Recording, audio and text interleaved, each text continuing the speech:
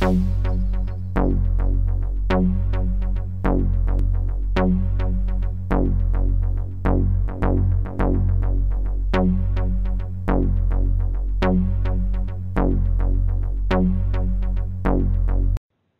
la création a été modeste, si vous voulez. Au départ, le centre européen, c'est en vérité un centre de documentation, et d'une documentation gratuite qui est envoyée par les institutions européennes, notamment envoyée par la Commission et par le Parlement européen, qui l'un et l'autre, publient beaucoup de documents. Et progressivement, on s'est élargi, on a réussi à obtenir de l'université une bibliothèque, une salle de travail.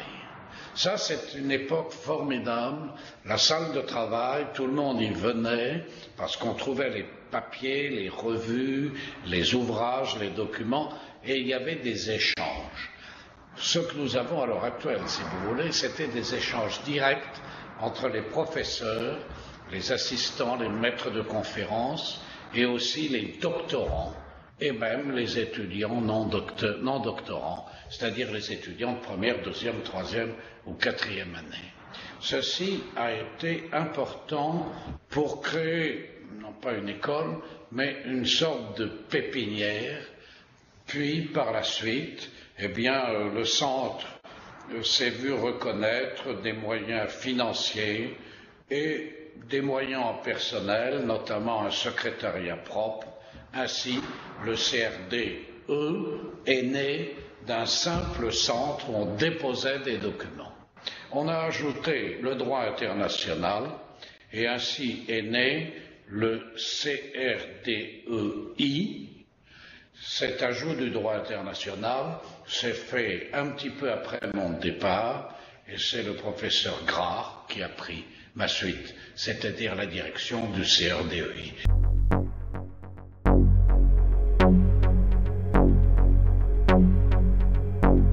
Il y a eu de très grandes écoles à Bordeaux, des écoles conceptualisantes, théorisantes et qui ont marqué Bordeaux pour longtemps.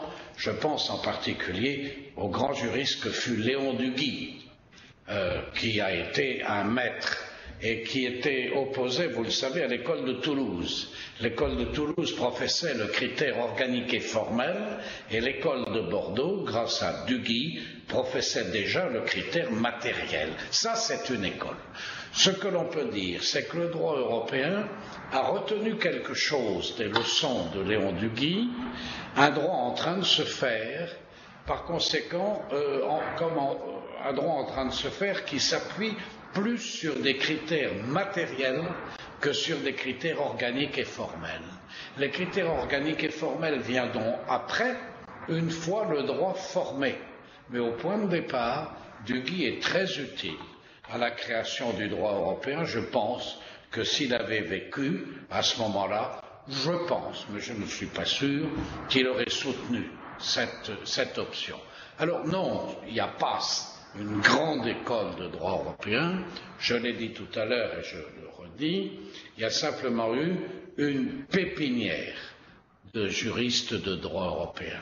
Une pépinière, ça a marché, ça a très bien marché, et on peut dire que dans l'ensemble, cette pépinière s'appuie sur certaines spécificités méthodologiques. Laquelle?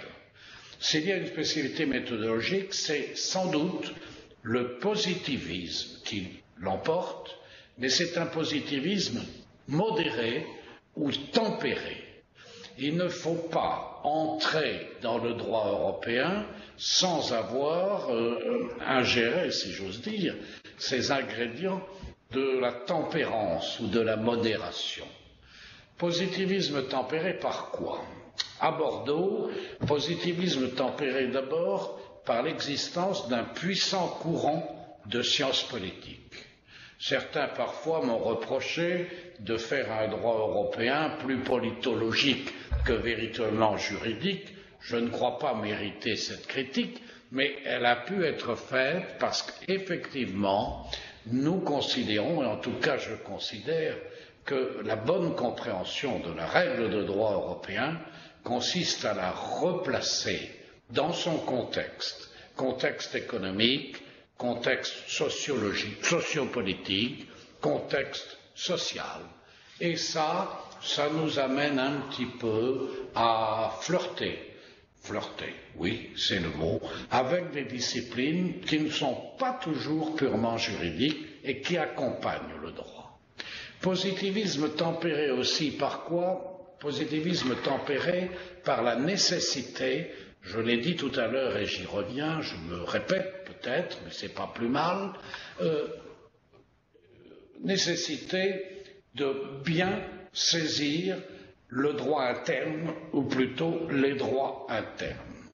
Lorsque il s'agit d'entreprendre une étude de droit européen, il est bon de commencer par faire du droit comparé, droit national comparé. Car le droit européen, c'est une école de droit comparé. Or, en France, on a un certain retard en matière de droit comparé.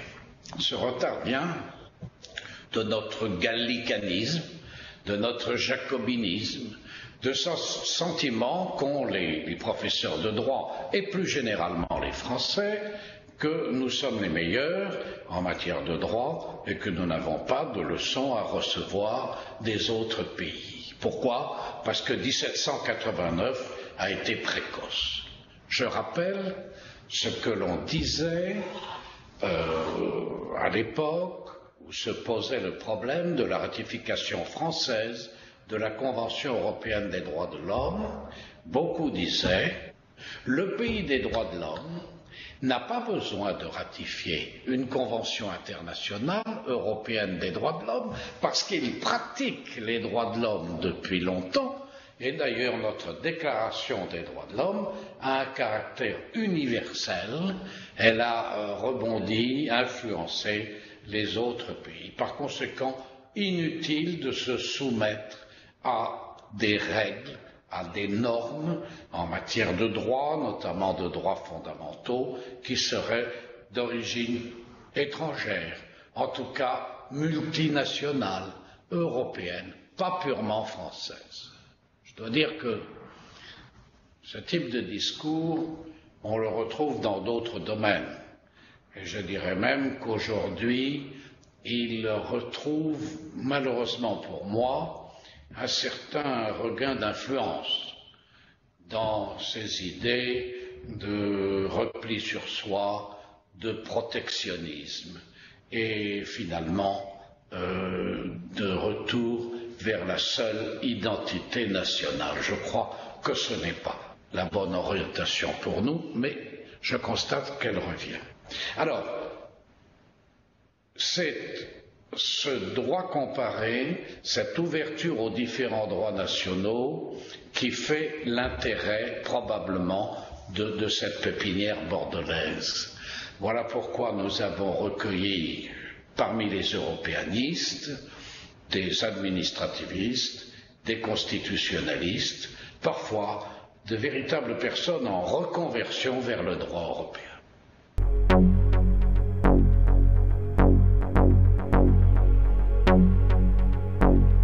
Alors, pour la recherche, je crois que les développements actuels sont très intéressants. Ils sont, je dirais, freinés à l'heure actuelle, pas suspendus, freinés par un phénomène sur lequel on reviendra probablement au cours de cet entretien, c'est le phénomène de la crise ou des crises que subit le droit européen. Crise globale depuis le rejet du référendum constitutionnel, crise fonctionnelle ou sectorielle si l'on prend en compte la politique agricole commune, les accords de Schengen, etc., etc. Il y a des crises. Est-ce que ceci doit freiner la recherche? Je ne le crois pas. Parce que toute crise ou tout freinage de l'intégration européenne, c'est une contribution à la théorie de l'intégration. Je considère que la recherche actuelle ne doit pas être bloquée par ces phénomènes de crise. Au contraire, la recherche doit apporter sa contribution à l'analyse, la compréhension, l'identification, l'élucidation peut-être de la crise dont il s'agit. C'est une voie que les auteurs américains ont toujours, surtout les néo-fonctionnalistes, ont toujours explorée. Pourquoi ça ne marche pas? Il y a un ingrédient qui bloque ou plusieurs. Alors faisons l'analyse de ces blocages et il en sortira certainement une meilleure compréhension du phénomène d'intégration. Je rappelle le mot intégration, qui est un grand mot. C'est un certain nombre de professeurs l'ont mis en place. C'est devenu le droit de l'intégration.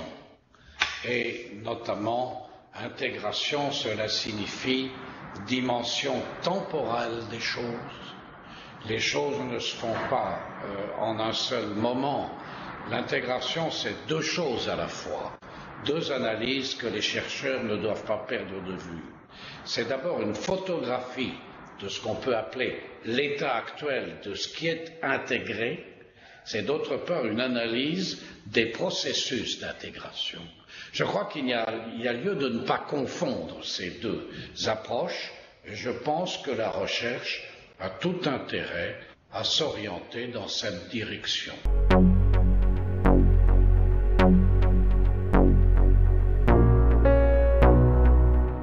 Aujourd'hui, que faut-il? Il faut conserver dès la première année ou la deuxième année un enseignement d'institutions ou surtout de droit européen. Je crois que c'est tout à fait fondamental pour mieux comprendre les interactions entre les diverses branches du droit. Il ne faut pas faire des introductions générales à l'étude du droit comme on faisait de mon temps, qui étaient des morceaux de bravoure, qui étaient axés sur la non-rétroactivité des lois, etc., sur les principes fondamentaux du droit pénal.